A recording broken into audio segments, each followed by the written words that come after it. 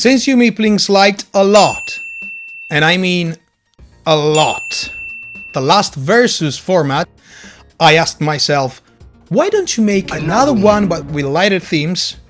And my answer was, why not? So no insects for you today, but instead some very simple yet valid board games. Today we have some stuff to explore with the Legendary El Dorado and the Lost Expedition. In both of these games you have to reach the legendary Golden City, so take your machete and be ready to face deadly obstacles such as jaguars, rivers, rapids, or dying of starvation in the forest. The Legendary El Dorado is an award-winning deck-building and race game for 2 to 4 players. First, choose a path among those suggested in the rules and assemble it with the tiles provided. All tiles must be separated by these face-up zigzagged block tiles, except for the arrival tile. Second, pick a color, your expedition panel, and your adventurer pawn, and place it in one of the initial spaces. Your starting deck is made of 8 cards, 4 travelers, 3 explorers, and 1 sailor. Shuffle it and place it on the left side of your panel, then draw 4 cards. Third, assemble the market by placing on its 6 spaces the starting decks of market cards, and over it the remaining supply of 12 decks. The game can now start. In the first phase, you may play your cards and move your pawn, or purchase a card from the market. Each expedition card you play is worth at least 1 movement on a tile, as long as it has the same symbol of the space you're moving into.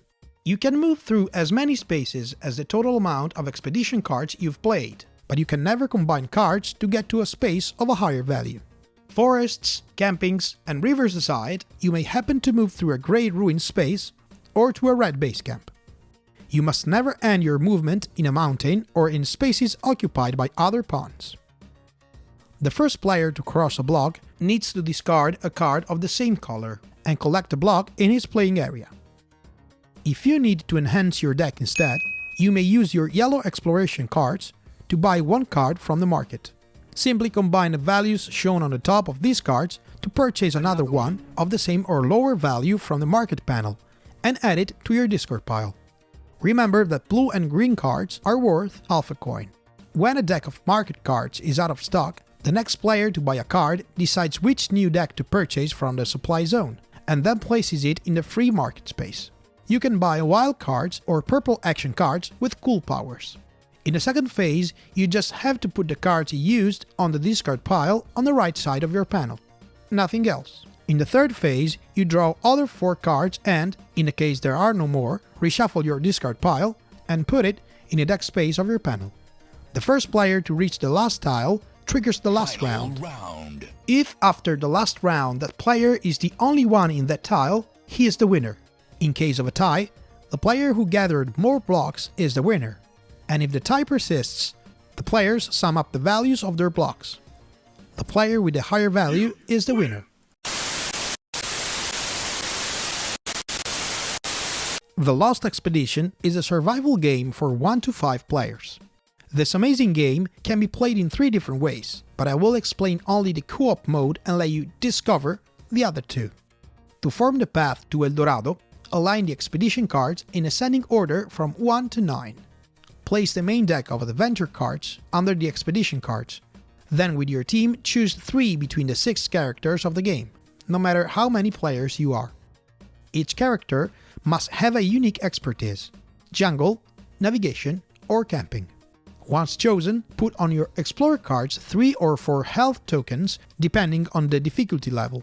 Take 3 ammunition tokens and 4 food tokens from the respective supplies and put them in your area. Place one of the 2 pawns in the first exploration card. Then give each player 4 adventure cards from the main deck.